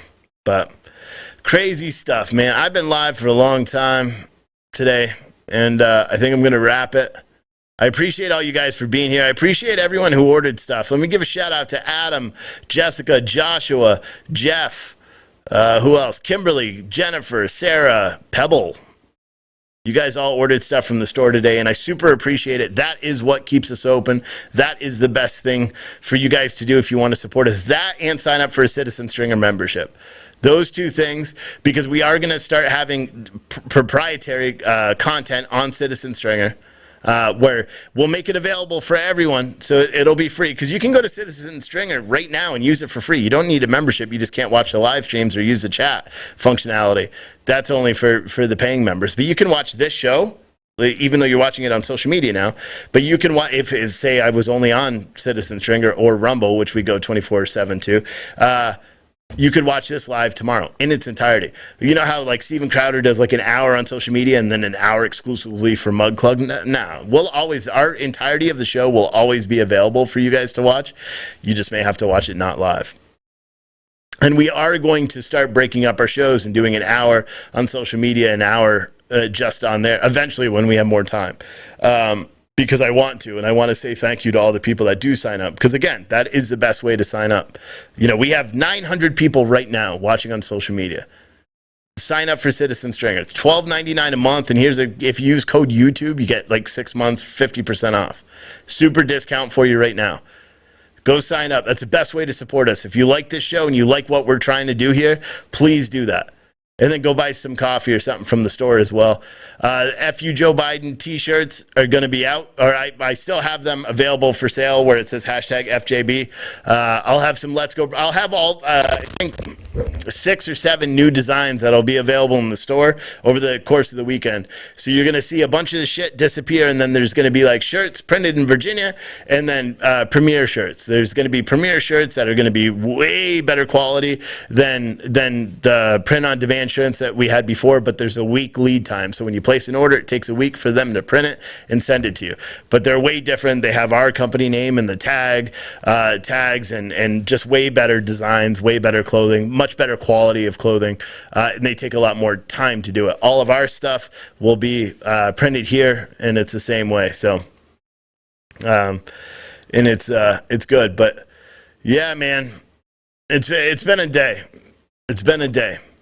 Glenn Youngkin campaign, I forgive you. Forgive you. Danny, I'm not sure. No, I'm just kidding. You're just doing what you thought was right. But next time a member of the press asks you for your name, especially when they say, hey, I'm just going to email that over to these guys because they said I can get into this as a member of the press, and then you get all Antifa leftist on me and say, I'm not giving you my last name. We're conservatives. Everyone that's watching this right now, you got to remember that. We are conservatives. If you stand for something, stand proudly. All right? Stand proudly. Don't hide behind Danny. And again, no ill will be by Danny, but Daniel.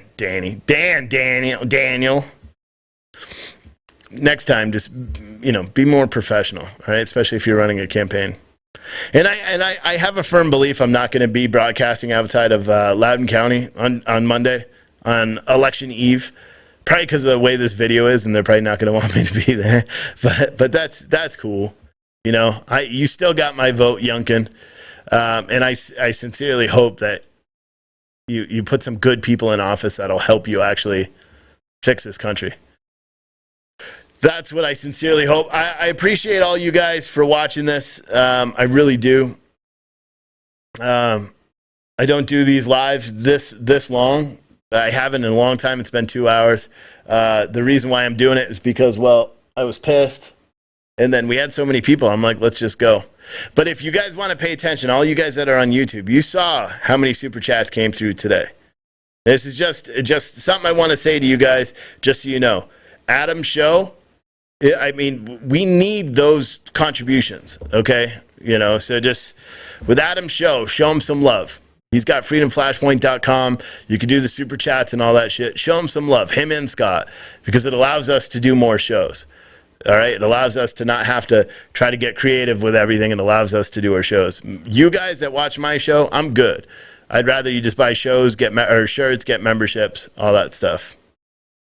But, yeah. So Freedom Flashpoint is going to be live here in a second. Everyone on Citizen Stringer, it's going to be about 1 minute. I'm going to play the outro here. I'm going to cut my social media feeds, and then I got to get everything queued up.